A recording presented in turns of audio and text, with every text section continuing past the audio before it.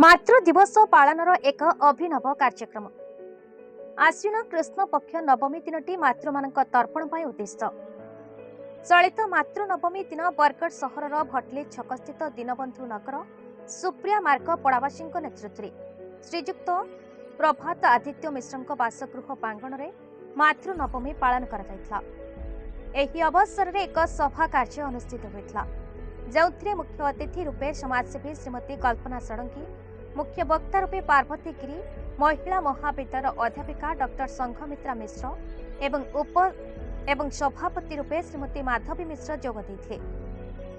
सभारे वयोज्येष्ठ सदस्या श्रीमती प्रेमशिला मिश्र एवं वरिष्ठ सदस्य श्रीयुक्त नारायण दास को पदधौत पूर्वक पूजन करा।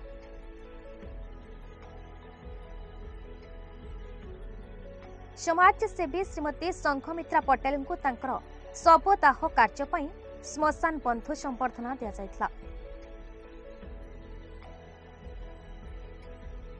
सभा कार्य को संचालन करथिले कवयित्री प्रभासिनी होता, गीतिकार अशोक पसायत मातृ वंदना गान एवं कवयित्री जयश्री दास मातृ कविता पठन करथिले।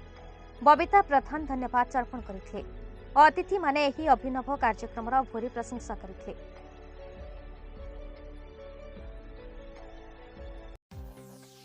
बरगढ़ जिलार टिकलाल त्रिपाठी रिपोर्ट, भारत न्यूज।